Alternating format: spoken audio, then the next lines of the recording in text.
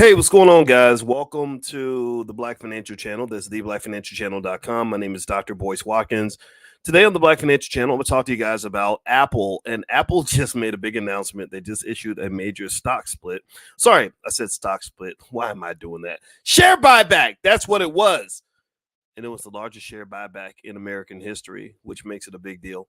I'm going to talk to you about whether or not I would buy Apple stock under these conditions. I'm going to talk to you about things that are happening in the stock market that should get your attention. And then if you stick around to the end of the video, I will give you a stock that I am buying myself that I believe you may want to take a look at. Not investing advice, just me sharing the wealth. Well, get comfortable, buckle up a seatbelt, hit the thumbs up button. We're going to get started on the Black Financial Channel right now.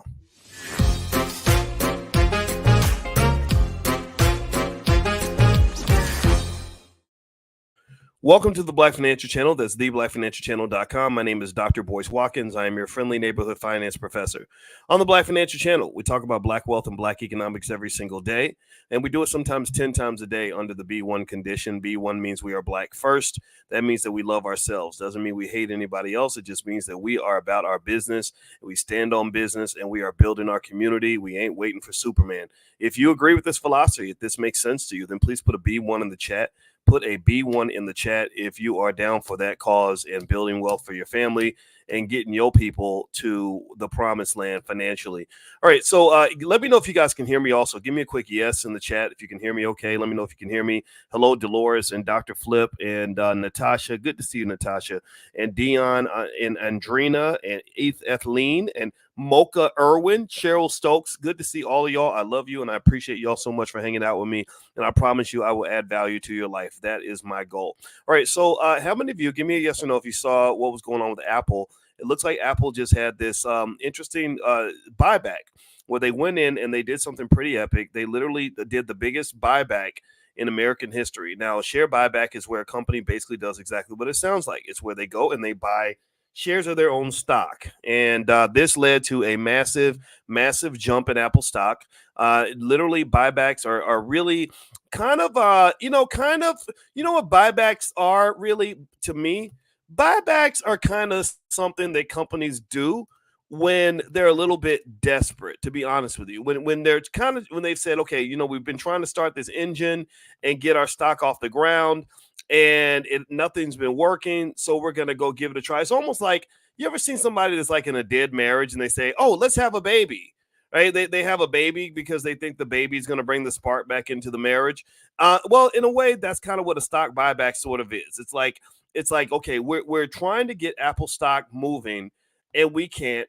And our shareholders are upset. And remember, these companies, they work for the shareholders. So Apple does this buyback, and it leads to a little bump in the price. Now, this part over here that almost looks like a shadow, that's where the stock price increase is taking place. It's not a massive bump. It's maybe 1 or 2%. But with a company like Apple, you're talking about tens of billions of dollars, I'm sure, in economic value. I don't know the total economic value of Apple right now, but every single day, Apple's value oscillates by several $1 billion a day. So this buyback was their big move. That was their big kabang, their big kapow. Unfortunately, it's a little bit risky for them because now they don't have a lot of gas in the tank. They don't have a lot of options. They can't do a stock split, in my opinion. They can't do another buyback right after that previous one, in my opinion. So Apple's going to have to perform, and Apple's really struggling right now because their iPhones are not selling the way they used to.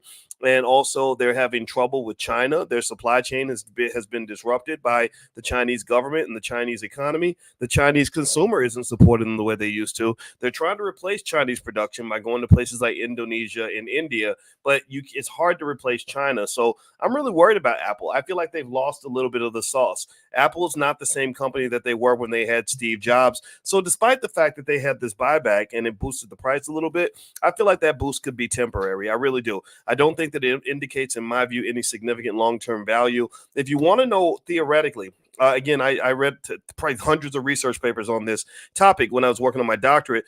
Basically, the reason that buybacks boost the stock price is there's three major theories in terms of why this happens. Number one, there's something called the signaling effect, the signaling theory. The signaling effect basically says that when the insiders of a company decide they want to buy back shares of the stock, it makes outside investors feel more confident and comfortable in the prospects of the company. They say, hey, if you're buying in, then that means that maybe something good is about to happen. So I want to buy into. That's one theory. But then there's another one that basically talks about the earnings per share. You see, earnings per share is your total earnings divided by the number of shares outstanding. So if you do a buyback, you are basically mathematically reducing the number of shares outstanding, which is going to increase your earnings per share. And then last but not least, it's just basic supply and demand. It's not supposed to work according to what they call the efficient markets hypothesis, but some people believe that it does, where increasing the demand for the shares artificially with these share buybacks it just boosts the price because there are fewer shares available to be purchased. Does that apply in this case? Nobody knows, but I do know that Apple saw a little bit of a boost in their stock price because of the buyback. They're following suit with other companies. There's other firms out there that have done the same thing. I know that that Facebook recently released a dividend. Maybe that'll be Apple's next move to give some shareholder value back. They're sitting on a lot of cash, and Apple's just kind of struggling, in my opinion. I don't feel like Apple really has the formula the way they always have. I don't think that their beautiful black box that they had during the Steve Jobs era is as strong as it used to be. I really was waiting for Apple to make some big AI announcements that were really going to pop the value, and they're really kind of showing they can't keep up. Apple and Google have shown significant chinks in their armor since the AI race began. Microsoft is coming out looking beautiful right now. Tesla is a little bit shaky too, I think. I think Tesla, I know that they made some adjustments that boosted their stock price. But again, I feel like these are temporary boosts that are designed out of desperation. So I would just be really careful with these companies because I don't really know what's really in front of us. All right. So anyway, guys, if you could, please hit the thumbs up button. Hit the thumbs up button. Thumbs up, share, subscribe.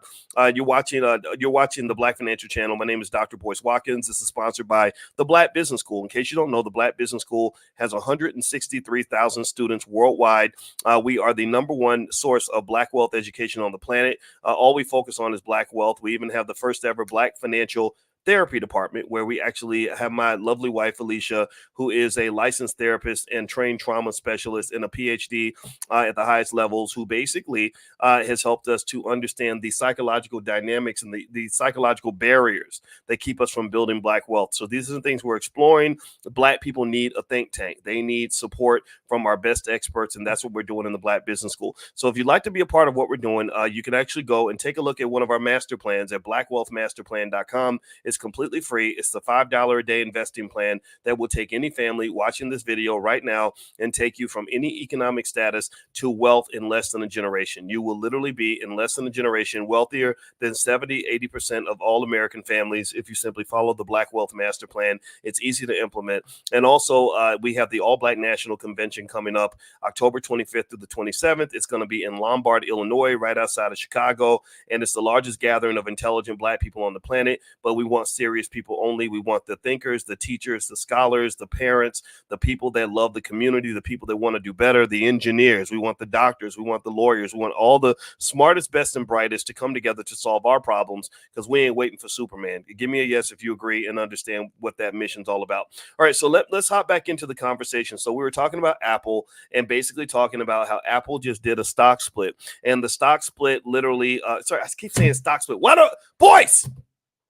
Lord, stop saying stock split. Okay, I'll stop. Sorry, guys. I get pumped up. And for some reason, the term stock split keeps coming to mind. I don't know why. It's not a stock split. It's a share buyback. I hope y'all can forgive me. Sorry. God is not through with me yet. So it was a share buyback.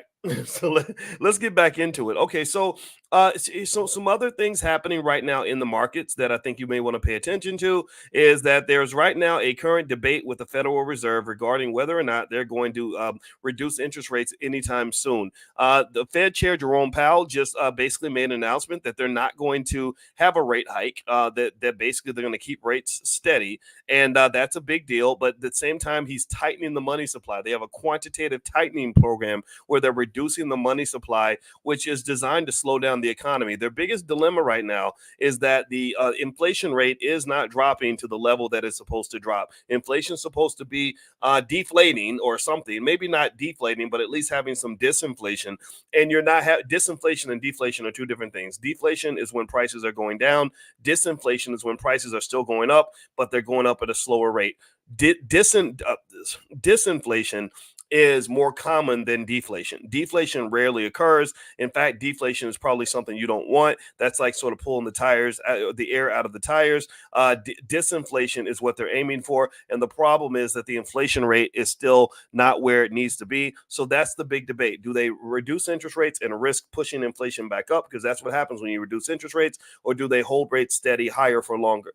I was one of those skeptics from the very beginning. At the start of the year, the market was pricing in this idea that we were going to have like 6 or 7 rate cuts throughout the year. I didn't believe that. And now this is starting to manifest. It's almost halfway through the year. They haven't done a single rate cut. There's now a probability that they're not going to cut any rates at all throughout the year. Basically, cutting interest rates is like giving medicine to the economy. And what they're basically saying is the baby ain't sick. We don't need to give the baby medicine. Don't give the baby antibiotics because the baby's okay. So because if you keep giving the baby medicine when the baby's not sick, then when you really need the medicine, is not going to work. And I completely agree 100%. I think that right now they're kind of on the right path, but I do know that they're kind of in this dilemma where they don't quite understand what's going on with the economy. It's a little stronger than what they expected. And so just be mindful, be really careful, because any little change in all of this could really hit your stocks pretty hard. So the other thing I mentioned to you guys that I would give you a stock that I like, that I'm about to buy, and some of you got a profit alert in your